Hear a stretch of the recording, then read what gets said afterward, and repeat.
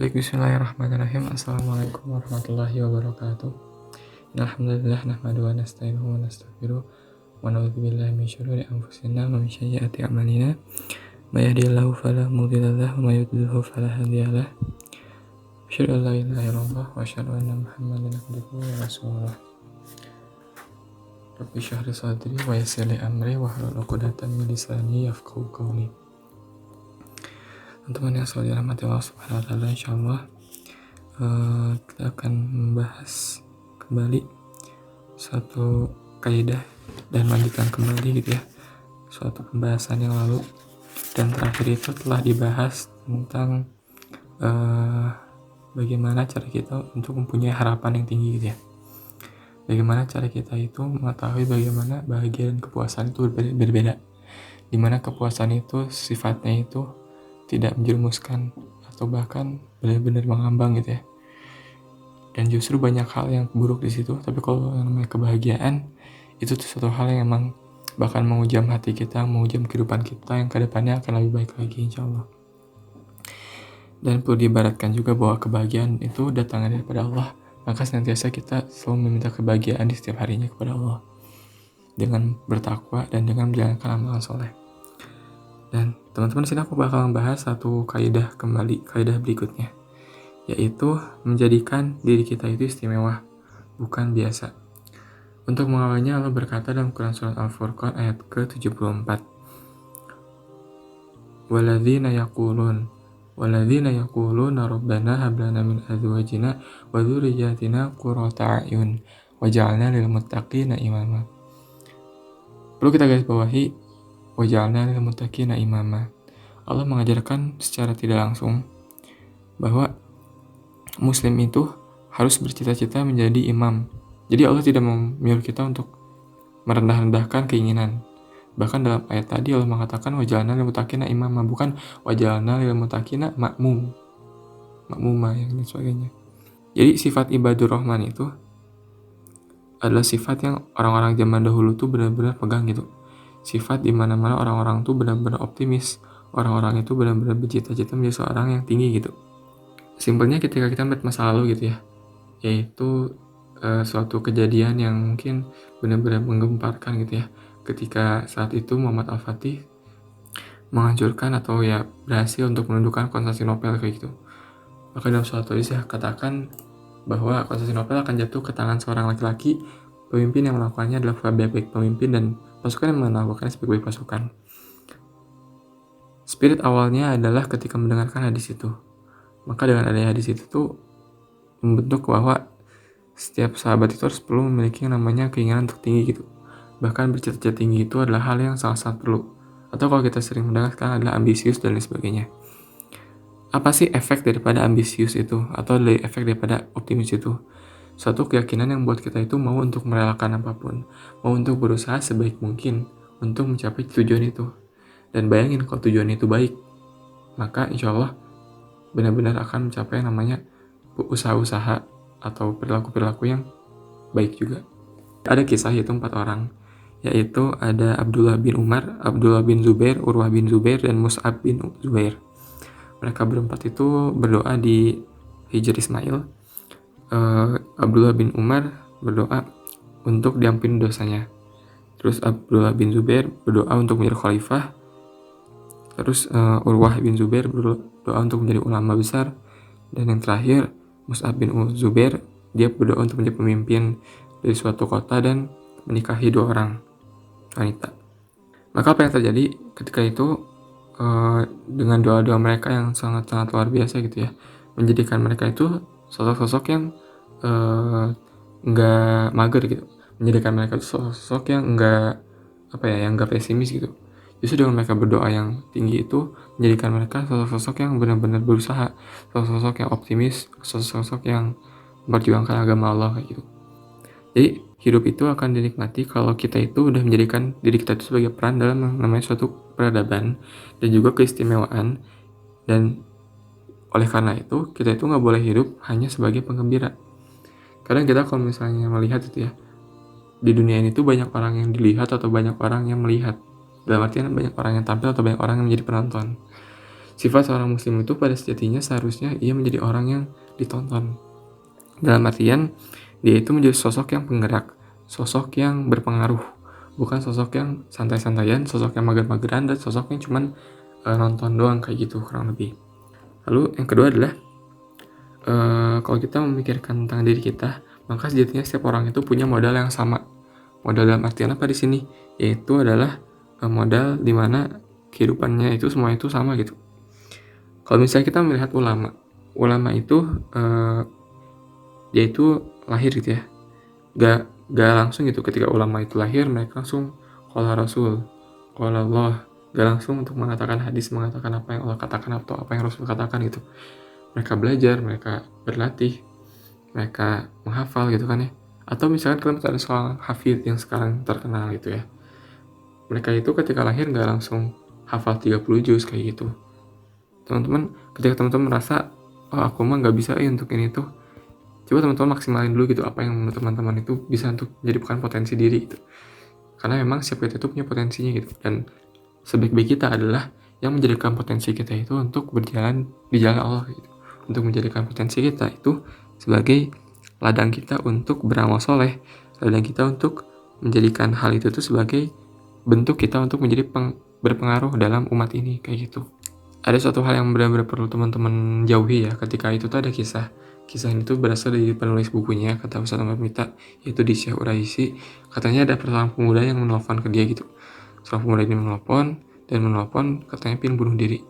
Terus Syekh Uraisi itu bingung gitu kan, soalnya pemuda juga udah ngomongnya tuh udah benar-benar belak-belakan gitu, kayak di telepon tuh mau bunuh diri. Terus katanya ya udah jumpai saya dulu, kata Syekh ini tuh. Pas sudah dijumpai, ternyata kenapa kamu pengen bunuh diri? Kata dia, aku memperbandingkan kehidupan aku dengan orang-orang di sekitarku, dengan teman-teman di sekitarku. Mereka itu kehidupannya itu benar-benar istimewa gitu, benar-benar di atas aku semua. Dan aku tuh kayak nggak ada apa-apanya gitu. Kata dia itu kurang lebih kayak gitu. Jadi penyebab dia pengen bunuh diri itu dikarenakan dia merasa bahwa hidupnya itu nggak seberuntung orang lain, bahwa hidupnya itu nggak sebaik orang lain. Bahkan kita tadi harus memperhatikan juga kan di awal, bahwa setiap orang itu punya potensinya masing-masing. Boleh jadi ketika kita memperbandingkan hidup kita dengan orang lain, itu tuh suatu hal yang gak benar lah gitu. Jadi setiap orang itu kalau misalkan dia bersifat penonton, dalam artian dia membanding-bandingkan, menonton orang, dia itu gak bakal bisa menikmati hidup gitu. Jadi suatu perkara yang salah ketika kita menjadi penonton dan enggan untuk mengenal diri kita. Justru sebaliknya, Islam mengajarkan kita untuk ayo kita harus menjadi seorang yang berpengaruh, kenali diri kita, kenali potensi diri kita, dan menjadi hal itu gitu. Misal kayak aku pengen hafal surat Al-Baqarah, aku pengen hafal 30 juz, atau aku pengen menjadi seorang ulama yang besar dan sebagainya. Jadi pada intinya adalah kita sebagai pemuda gitu ya, jangan untuk mau menjadi pemuda yang biasa gitu. Terus coba belajar untuk menjadi pemuda yang punya banyak kemauan, dalam artian punya banyak cita-cita yang tinggi. Karena dengan cita-cita yang tinggi itu bisa membuat diri kita itu lebih lebih bisa menjalankan keproduktifan yang lebih baik dibandingkan pemuda-pemuda yang lain, atau dibandingkan diri kita yang lalu gitu. Misalkan ada satu kaidah di mana ketika aku mendengarkan salah satu kajian Ustadz Frisio, yaitu ketika orang yang punya bercita-cita se-Indonesia dengan orang yang bercita-cita satu RW. Jadi kayak dua pelajar, dia itu bercita-cita yang satu untuk jadi juara se-Indonesia, satu juara se-RW. Ketika yang juara se-RW itu yang bahkan udah sama belajar nih, udah 1 jam, udah 2 jam, yang juara se-RW itu berhenti. Dan yang juara se-Indonesia pun dia juga berhenti. Kata kenapa? Karena dia udah capek dan lain sebagainya. Terus dia ingetin sama gurunya, wah bukannya kamu tuh pengen juara se-Indonesia ya? Tuh lihat, kalau kamu belajarnya 2 jam, sejam, kamu itu sama kayak orang yang belajarnya untuk se-RW gitu juaranya. Lantas si anak ini tuh dia lagi semangat lagi. Jadi memang tujuan yang besar itu bakal membuat kita punya usaha yang besar juga. Bakal membuat kita ingin berikhtiar sangat-sangat serius, sangat-sangat baik, dan sangat-sangat besar gitu. Sebab memang dengan kita mencapai tujuan itu bakal membuat suatu pengaruh atau perubahan yang besar juga kayak gitu. Maka di sini teman-teman perlu pahami bahwa ada kaidah yang menentukan seorang itu kenapa sih bisa hebat gitu.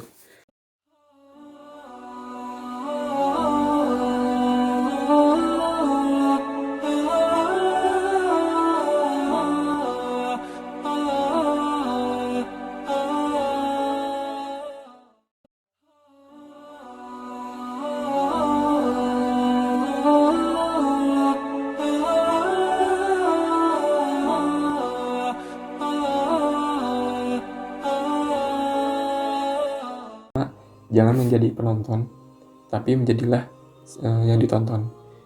Yang kedua adalah setiap orang punya konsep atau punya modal yang sama. Terus yang ketiga adalah orang hebat itu mereka yang menangkap sinyal dan mereka yang pandai mengubah sinyal-sinyal itu tuh menjadi gelombang yang spektakuler. Dalam artian mereka yang melihat setiap kejadian, mereka melihat sebanyak apa peluang-peluang yang terjadi di sekitar mereka. Itu tuh untuk menjadikan mereka sebagai ladang untuk lebih memaksimalkan hal itu. Mereka jago untuk mengambil peluang-peluang itu tuh untuk mengembangkan diri mereka sehingga mereka itu bisa jadi benar gitu.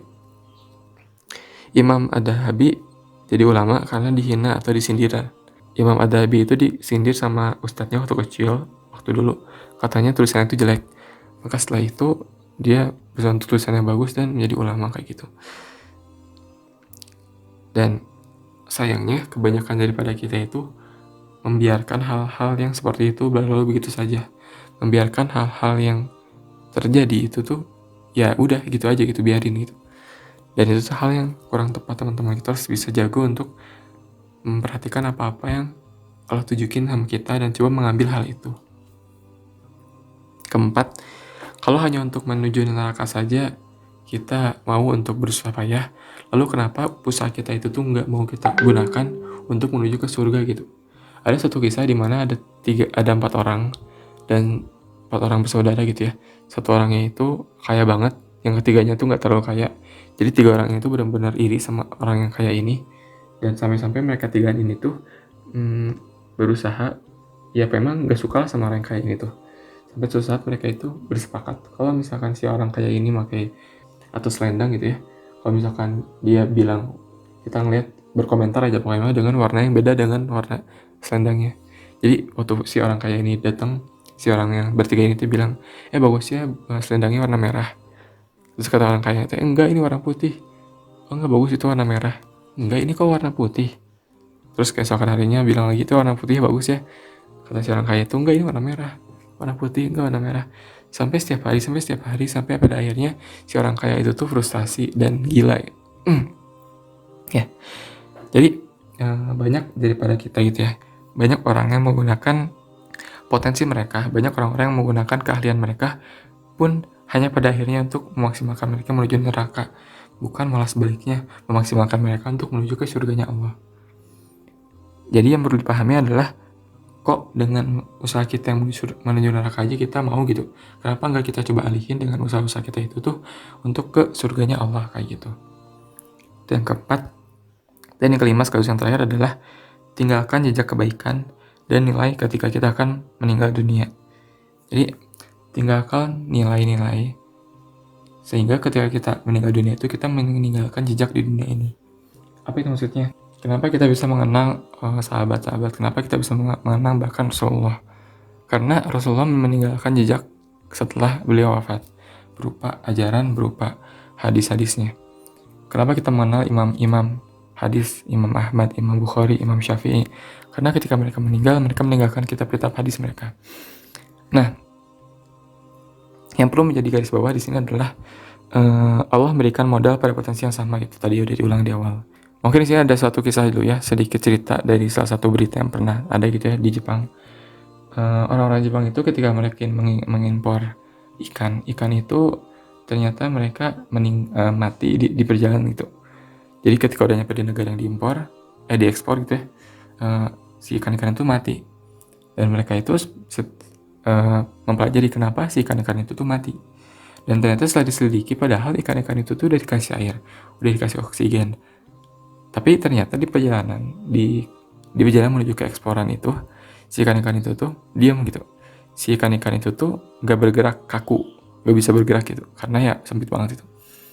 Dan sampai pada akhirnya membuat ikan-ikan itu pada mati. Nah, sampai suatu solusi yang dilakukan oleh nelayan di Jepang itu, ketika ingin mengekspor ikan itu, mereka memasukkan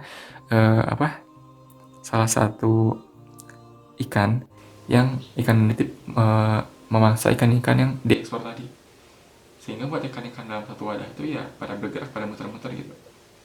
Dan ternyata betul ketika udah diekspor si ikan-ikan itu tuh masih hidup.